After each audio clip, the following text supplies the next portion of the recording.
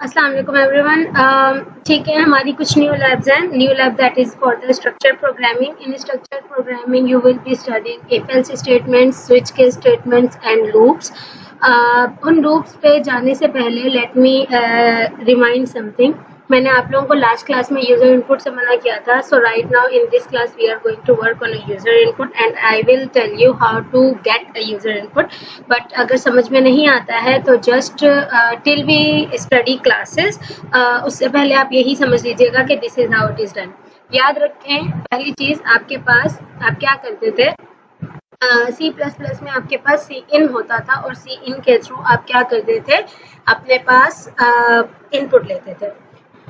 इसी तरीके से अगर आपको कोई स्पेसिफिक लाइब्रेरी चाहिए होती थी तो आप हमेशा क्या करते थे, कोई ना कोई हेडर इंक्लूड करते थे। लेट्स से अगर आपको स्ट्रिंग चाहिए होता था तो आप कोई एक स्ट्रिंग का हेडर इंक्लूड करते थे, then you would be able to the use that variable जिसका आप पैकेज इंक्लूड करते हैं।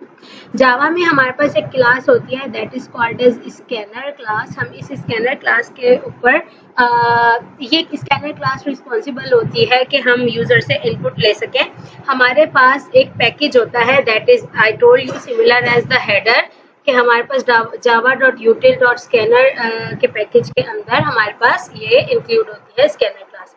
मैं पहले से थोड़ा सा काम कर रही थी तो मेरे पास ये पैकेज है। I am going to remove this package and I am going to also remove this line because this is I am going to type it.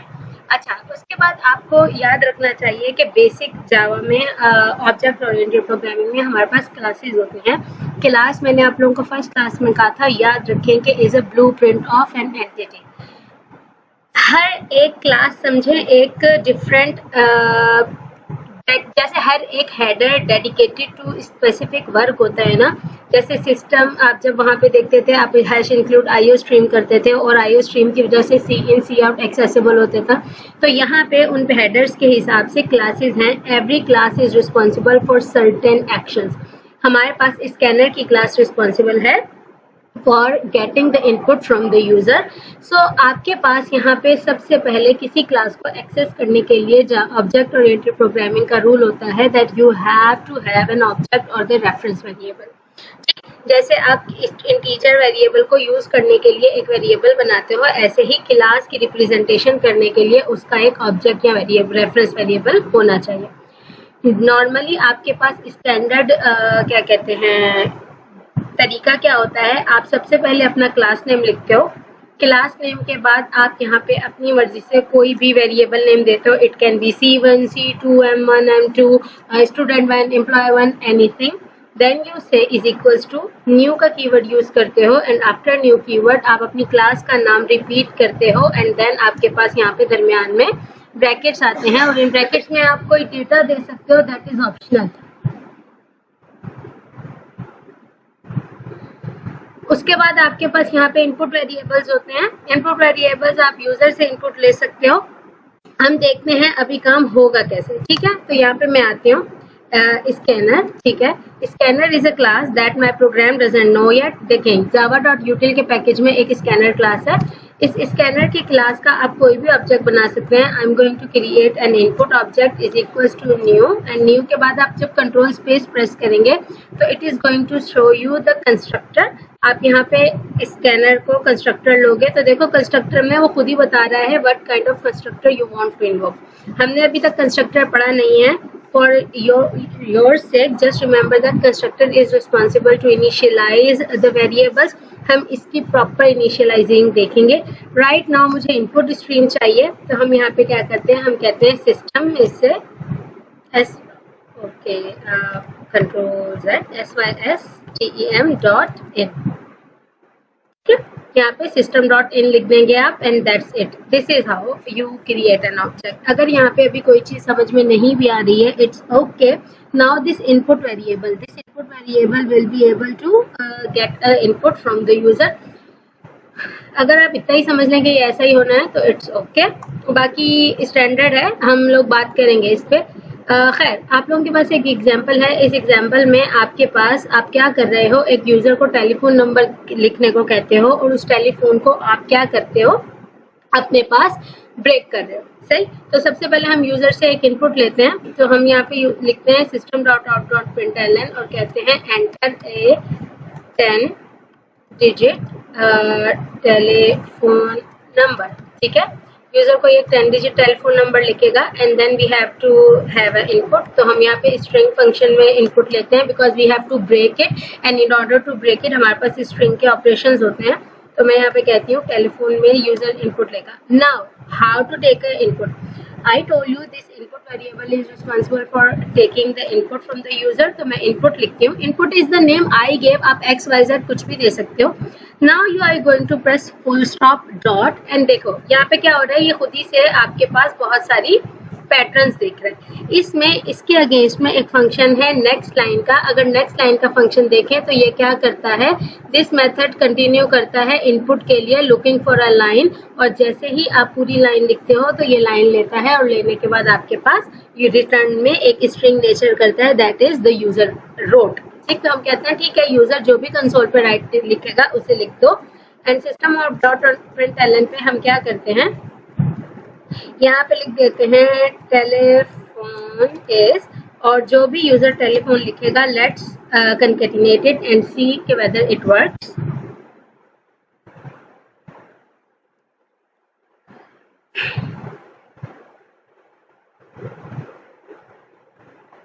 Okay, enter a 10 digit number. Let me write 98765432113.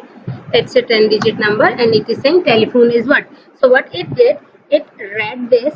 तो next line, आपने next line में data लिखा, इस input ने next line read की, read करने का return की स्ट्रिंग, और वो स्ट्रिंग इस वेरिएबल में स्टोर हो गई, और जब इस वेरिएबल में स्टोर हुई तो यू प्रिंटेड इट। नाउ आपके पास स्ट्रिंग में बहुत सारे सब फंक्शंस होते हैं बिल्ट इन।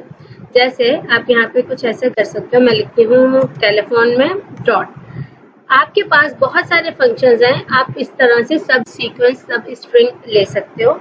कैरेक्टर सीक्वेंस लेना है आपको, सब स्ट्रिंग लेना है, सब स्ट्रिंग का स्टार्टिंग एंडिंग पॉइंट लेना है। हम यहाँ से सब स्ट्रिंग का स्टार्टिंग एंडिंग पॉइंट लेते हैं। देखो ये क्या करता है, ये कहता है कि अगर आप स्ट्रिंग का 4 से 8 तक लो तो ये अर्ज रिपीट करता है। तो सी 0 1 2 3 4, from 4 it started until 8 5 6 7 8, less than 8। तो यहाँ पे क्या हुआ, हमारे पास इसने अर्ज रिपीट कर दिया। ठीक है, तो हम यहाँ से सब स्ट्रिंग लेते हैं, और सब स्ट्रिंग में हमारे पास अगर हम अपनी एग्जांपल देखें तो एग्जांपल कहती है area code from 0 to 3rd string से पहले है, तो हम कहते हैं फ्रॉम 0 to 3। ठीक है, तुम 0 to 3 सब करो, और सब करने के बाद इसे क्या कर दो, हमारे पास एक string that is area code में स्टोर कर दो। उसके बाद हमारे पास एक और स्ट्रिंग वेरिएबल लो एक्सचेंज, और एक्सचेंज में टेलीफोन को सब करो। कैसे, टेलीफोन का सब स्ट्रिंग लो, और उस सब स्ट्रिंग में आप क्या करो, देखो एक्सचेंज क्या कहता है, वो कहता है 3rd स्ट्रिंग से लेकर ऑनवर्ड 6 तक, दैट इज 5 तक, 1 लेस चलेगा, तो 3 से लेकर 6 तक हमारे पास नंबर है। And then let's do the terminator, and then the next string is the actual number, that is the number, and 6 से ऑनवर्ड जितनी चीजें हैं वो नंबर होंगी। तो number is equal to telephone को ही सब करे, और टेलीफोन में हमारे पास सब स्ट्रिंग ले, लेकिन सब स्ट्रिंग आपकी बार 6 से ऑनवर्ड्स लिख दो। ठीक है, तो अब हम यहाँ पे लिख देते हैं कि telephone is telephone and shift home control C, let's say यहाँ पे कंट्रोल वी, एंड टेलीफोन इसके बाद हम कहते हैं exchange is, and sorry first area code, second exchange, and then number, and let's say area code, exchange and number। ठीक है, let's do the shift F6, enter the 10 digit number 1 2 3 4 5 6 7 8 9 0, and it is saying telephone is this, area code is this, exchange is this, and number is this। ठीक है, तो आप user से input ले सकते हो। अच्छा, इनपुट में आपके पास बहुत सारी चीजें होती हैं which I want to show you. तो इनपुट में अगर मैं नेक्स्ट देखती हूँ तो आपके पास देखें, अगर आपको कोई स्पेसिफिक पैटर्न लेना है, यहाँ पे आपको पैटर्न डिसाइड करना पड़ेगा। आपको नेक्स्ट बिग इंटीजर लेना है, नेक्स्ट बुलियन इनपुट लेना है, next double, byte, next float, next long number input लेना है। तो हर एक के लिए आपके पास गिवन मेथड है। So you have to create an object only once. आपको ये ऑब्जेक्ट बार बार नहीं बनाना पड़ेगा। इस ऑब्जेक्ट को आप हर बार अगेन जब नया वेरिएबल यूज करो, वेरिएबल के अगेंस्ट में फंक्शन कॉल करोगे वो ले लेगा। लेकिन मैं सजेस्ट करती हूँ create separate variables for scanner के। दो वेरिएबल बना लें, एक न्यूमेरिक वैल्यूज के लिए हो और एक स्ट्रिंग के लिए हो। ठीक है, इससे होगा क्या, ये वैल्यूज दो डिफरेंट नेचर की हैं, आप ओवरलैप नहीं करोगे वैल्यूज को। सो मेक श्योर कि आप इनपुट के दो वेरिएबल्स बनाएं, कुछ ऐसे कि एक और कॉपी कर लेते हैं और पेस्ट करते हैं, और इसको हम कह देते हैं ये इनपुट स्ट्रिंग लेता है और ये इनपुट हमारे पास न्यूमेरिक वैल्यूज लेता है। एंड इससे क्या हो जाएगा, आप लोगों के पास नॉर्मल ओवरऑल वैल्यूज ओवरलैप या कंकेटिनेशन का मसला नहीं आएगा। सो स्ट्रिंग के लिए डेडिकेटेड है, न्यूमेरिकल वैल्यूज के लिए डेडिकेटेड कर लेते हैं। अच्छा, this was the simple as the substring. आप स्ट्रिंग के और भी बहुत सारे सब स्ट्रिंग्स बना सकते हो। लेट्स से मैं इसको फिलहाल कमेंट करती हूँ और हम यहाँ से यूजर जो भी 10 डिजिट नंबर लेगा, let me uncomment it, user जो भी 10 डिजिट नंबर लेगा हम उसमें कुछ भी कर सकते हैं। Let's say system out dot println में हम टेलीफोन का हम कैरेक्टर लेते हैं एट इंडेक्स 6। ठीक है, अब जो भी इंडेक्स 6 पे कैरेक्टर होगा ये उसको प्रिंट करते हैं, शिफ्ट F6 करते हैं और हम यहाँ नंबर लिख के देखते हैं 5632329893। तो देखें हमारे पास इसने क्या किया, 6 को देखा तो 0 1 2 3 4 5 एंड 6 इंडेक्स पे 5 था, इसने 5 दे दिया। तो कैरेक्टर एट इंडेक्स फाइंड कर सकते हैं आप। इसी तरीके से आपके पास टेलीफोन में लेट से हमारे पास कंपैरिजन ट्रू और फॉल्स रिटर्न करेगा, 0 और 1 रिटर्न करेगा। आप किसी स्ट्रिंग से कंपैरिजन भी कर सकते हो, जैसे इंडेक्स ऑफ फाइंड कर सकते हो किसी स्पेसिफिक का। लेट से इंडेक्स ऑफ स्ट्रिंग फाइंड करना है और हम इंडेक्स ऑफ स्ट्रिंग कहते हैं मेरे पास 2 3 4 जहाँ आए उसका इंडेक्स बता दें। ठीक है, तो हम यहाँ से इसको रन करते हैं। 1 2 3 4 5 6 7 8 9 0। तो देखें 2 3 and 4 are starting from the 1 index. Obviously 0 index based string होती है, तो you can see a lot of different input built-in methods for the string manipulation. Second important thing is that you have what do I say, if else statements. हम यह सारा main function में ही काम कर रहे हैं, तो if else statements are very exactly same as user. तो हम लेट से यूजर को प्रॉम्प्ट करते हैं एंटर एनी डिजिट। यूजर कोई भी डिजिट लिखेगा, उस डिजिट को हमें इनपुट लेना है। तो लेट से मैं एक इंटीजर वैल्यू इनपुट लेती हूँ नम के नाम से, और हम यूजर को कहते हैं इनपुट नम में नेक्स्ट इंटीजर को रीड करें। तो नेक्स्ट इंटीजर रीड करेगा और इस नेक्स्ट इंटीजर के अंदर हम टर्मिनेटर लगाते हैं। उसके बाद हम इफ एल्स लिख देते हैं। हम कहते हैं अगर जो यूजर ने नंबर दिया है वो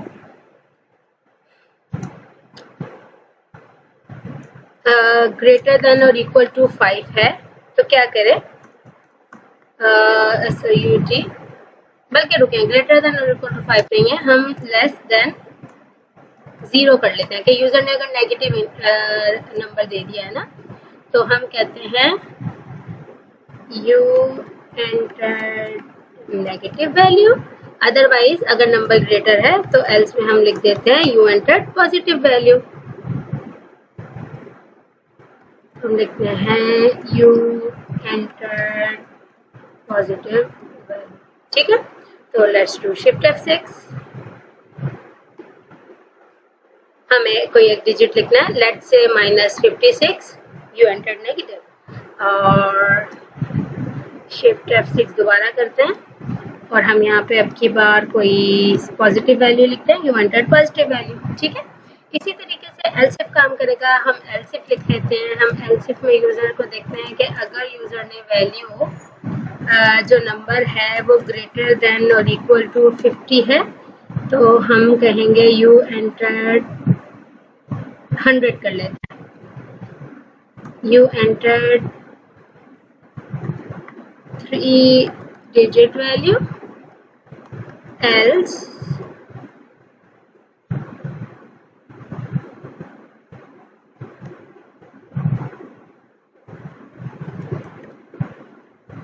you entered positive 2 digit value, you entered positive 3 digit value। ठीक है, शिफ्ट F6 करते हैं, हम यहाँ पे लिखते हैं 362, you entered positive 3 digit value, shift F6 करते हैं, यहाँ पे हम 35 लिखते हैं, you entered positive 2 digit value. So it's simple as that. If else की स्टेटमेंट भी आपके पास ऐसी ही चलती हैं। So let's go there. आपको ये स्ट्रिंग समझ में आना चाहिए। आपके पास एरेज आप नेक्स्ट वीडियो में इंशाल्लाह देखेंगे, और आप लूपिंग भी थ्रू नेक्स्ट वीडियो ही देखेंगे। राइट नाउ यहाँ पे इफ एल्स तक की बात थी, स्विच के स्टेटमेंट भी आ गया है, but I hope you understood it. See the next video for continuation. Thank you.